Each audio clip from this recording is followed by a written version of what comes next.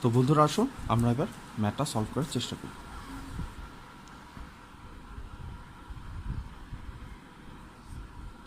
প্রথমে আমরা যে রেশিওটা দেওয়া ছিল 1:2:3, এই রেশিওটা একটু দেখি। গিভেন রেশিও মানে দেওয়া আছে 1:2:3। এখন আমরা যেটা করব, আমরা বলা ছিল ফাইন্ড দ্য রেশিও, 2 নম্বরে বলা ছিল multiply the ratios by x. এখন আমরা রেশিওগুলোকে এক্স দিয়ে মাল্টিপ্লাই করব। আচ্ছা বলো তো, 1 কার রেশিও? রুমি। 2 কার রেশিও? জেসমিন। আর 3 হলো কাকলি।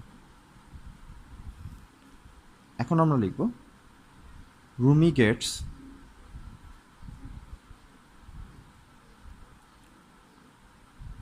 $1x টাকা,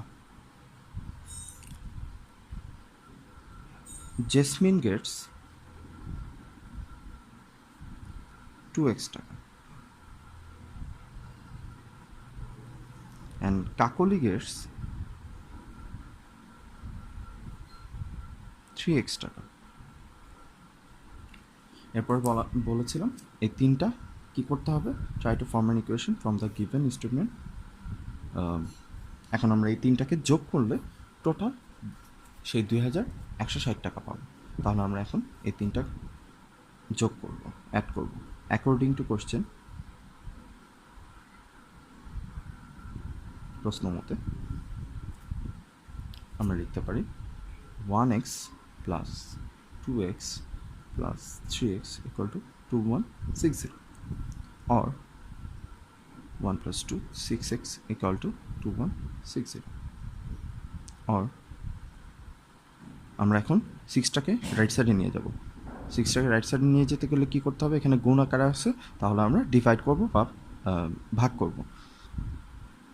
তাহলে x equal to 2160 divide by 6। তাহলে এখান থেকে x এর ভ্যালু আসে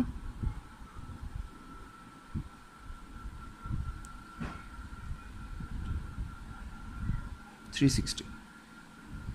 এখন এই যে x এর ভ্যালু, এই x এর ভ্যালুটা আমরা কি করব, x এর ভ্যালুটা বের হয়ে গেল। x এর ভ্যালুটাকে দিয়ে x এর ভ্যালুটা এখন কি করতে হবে আমাদেরকে, find the value of x from the equation, multiply all the ratios with the value of x। x এর ভ্যালু দিয়ে আমরা কি করব, এখন গুণ করে দেব। তাহলে x এর ভ্যালু হলো 360। এখন এই 360 দিয়ে আমি রুমির টাকাটা বের করে ফেলতে পারবো। তাহলে Rumi gets 1x which is 1 into 360। তাহলে রুমি কয় টাকা পায়? 360 টাকা। দেন জেসমিন গেটস 2x টাকা হুইচ ইজ 2 ইন্টু 360, 720 টাকা। দেন কাকলি গেটস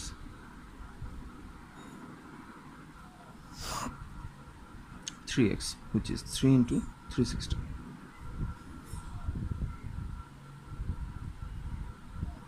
তাহলে আমাদের যে অঙ্কটা এটা সলভ হয়ে গেল।